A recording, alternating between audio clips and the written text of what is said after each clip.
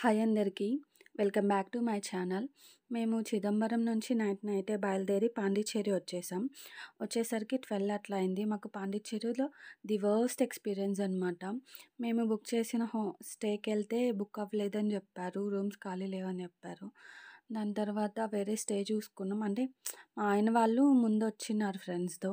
అప్పుడు వాళ్ళు స్టే చేసిన రిసార్ట్‌కి తీసుకెళ్లారనమాట. అక్కడ స్టే దొరికింది బీచ్‌కి దగ్గరలో. ఇది చిన్న బీచ్, మెయిన్ బీచ్ అయితే కాదు. ఇంకా నైట్ స్టే చేసి మార్నింగ్ బీచ్ చూసుకొని కంచె బయలుదేరుదాం అనుకున్నాం. కానీ మార్నింగ్ లేసేసరికి మాకు కార్ లాక్ అయిపోయింది. కార్ కీస్ లోపలే ఉండిపోయినాయన్నమాట. మెకానిక్‌ని పిలిపించి కార్ ఓపెన్ చేసుకున్నాం లాక్ అంతా. దాని తర్వాత ఫ్రెష్ అయ్యి బీచ్‌కొచ్చాం. మా హేమ్‌ని చాలా బాగా ఎంజాయ్ చేసింది. రానంటుందసలు. ఫుల్ తడిచిపోయింది. దాని తర్వాత మేము కంచికొచ్చేసాం. ఆఫ్టర్‌నూన్ కల్లా బయలుదేరేసి ఈవినింగ్ 4:30కి అట్లా వచ్చేసాము అనమాట. వెంటనే వచ్చినా కూడా ఓపెన్‌లో ఉండదు. ఇక్కడ టైమింగ్స్ ఉంటాయి తమిళనాడులో. ఎప్పుడంటే అప్పుడు ఓపెన్‌లో పెట్టరు. మార్నింగ్ 6-12:30 అట్లా పెడతారు. మళ్ళీ ఈవినింగ్ 4 పైన ఓపెన్ చేస్తారు. మళ్ళీ 9 అన్నీ క్లోజ్ చేసేస్తారనమాట. ఇక్కడ కంచిలో పంచలింగాల్లో పృథ్వీలింగం ఉంటదనమాట. ఇక్కడ స్వామివారిని ఏకాంబరేశ్వర స్వామి అంటారు. ఇక్కడ మీనాక్షి అమ్మవారు స్వామివారిని ఇసుకతో ప్రతిష్ఠించుకుంటారంట.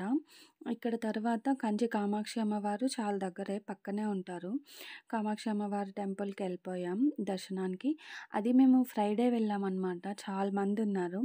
అందుకని మేము స్పెషల్ ఎంట్రీ దర్శనంకెళ్ళిపోయినాం. అరౌండ్ 100 అలా ఉంటదంతే.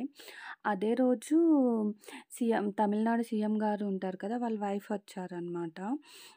కంచి కామాక్షమ్మ టెంపుల్‌కి. అక్కడ ఉన్నవాళ్ళు చెప్పారు, ఎవ్రీ ఫ్రైడే మేడం వస్తారు అమ్మవారిని దర్శించుకోవడానికి ఫ్రైడే ఈవినింగ్ అని చెప్పారు. చాలా సేపు మమ్మల్ని కూడా స్పెషల్ ఎంట్రీ అయినా కూడా చాలాసేపు వాళ్ళొచ్చారని పక్కకు పెట్టేశారు. దాని తర్వాత దర్శనం అయితే చాలా బాగా జరిగింది. దర్శనం తర్వాత బయటొచ్చి ఫొటోస్ తీసుకొని ఇంకా కాళహస్తి బయలుదేరేసాం. ఈ వీడియోకి ఇంతే. బాయ్.